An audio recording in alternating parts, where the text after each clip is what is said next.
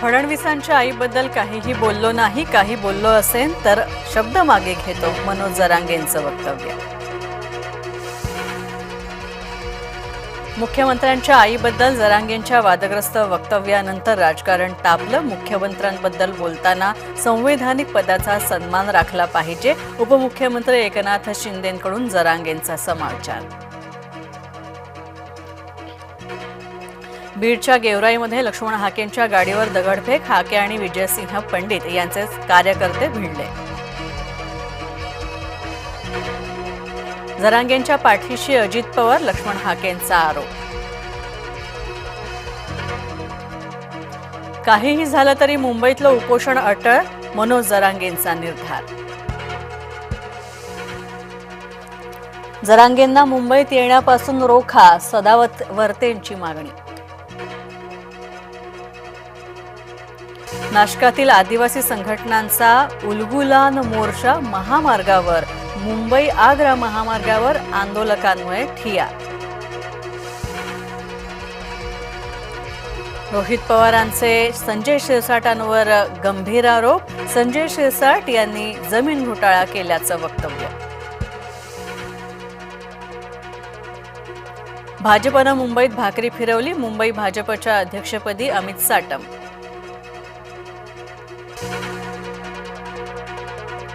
पुण्याची प्रभाग रचना अन्यायकारक, सुप्रिया सुळेंचं वक्तव्य. आगामी निवडणुकीसाठी नागपूरमध्ये मनपाची प्रभाग रचना जाहीर, 37 प्रभागांमध्ये 4 नगरसेवक तर एका प्रभागामध्ये 3 नगरसेवक. मुख्यमंत्री आणि उपमुख्यमंत्र्यांनी हिंजवडीकडे लक्ष द्यावं, अन्यथा गणपतीनंतर रस्त्यावर उतरू, सुप्रिया सुळेंचा इशारा. आमदार सदाभाऊ खोतांना गोरक्षकांकडून धक्काबुक्कीचा प्रयत्न, पुण्यातल्या फुरसुंगीतला प्रकार. वराह जयंतीनिमित्त ठाकरे गटाकडून उपरोधिक आंदोलन, सोलापूरमध्ये मंत्री नितेश राणेंच्या विरोधात ठाकरे आक्रमक. वैभव खेडेकर यांची मनसेतून हकालपट्टी, खेडेकर रवींद्र चव्हाणांच्या संपर्कात, सूत्रांची माहिती.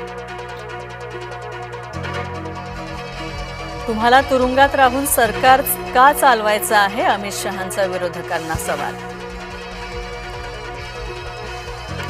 उपराष्ट्रपती पदाचे उमेदवार CP राधाकृष्णन यांचा राजभवन इथे होणार सन्मान, मुख्यमंत्री आणि दोन्ही उपमुख्यमंत्री करणार सत्कार.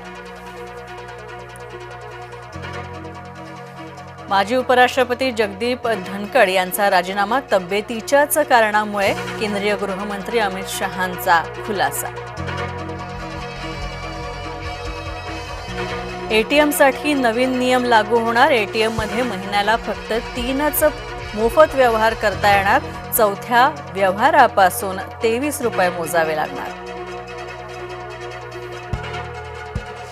वरंध घाट वाहतुकीसाठी केला खुला, पावसाळ्यामुळे होता बंद. अमरावतीतल्या जयस्तंभ चौकात उड्डाणपुलाला गेले तडे, पुलावरून अवजड वाहनांची वाहतूक बंद. प्रांजल खेवलकर प्रकरणामध्ये रोहिणी खडसेंच्या अडचणीत वाढण्याची शक्यता, तर खेवलकरांच्या जामीन अर्जावर 4 सप्टेंबरला होणार सुनावणी. पंतप्रधान नरेंद्र मोदींची पदवी सार्वजनिक होणार नाही, दिल्ली उच्च न्यायालयानं रद्द केला CICचा तो आदेश. मतदार यादीशी संबंधित चुकीचा डेटा शेअर केल्याप्रकरणी CSDS संजय कुमारांना दिलासा, सुप्रीम कोर्टाकडून कारवाईला स्थगिती. आणि एकदिवसीय क्रिकेट सामने बंद करा, IPLचे माजी अध्यक्ष ललित मोदींचा जय शहांना धक्कादायक सवाल.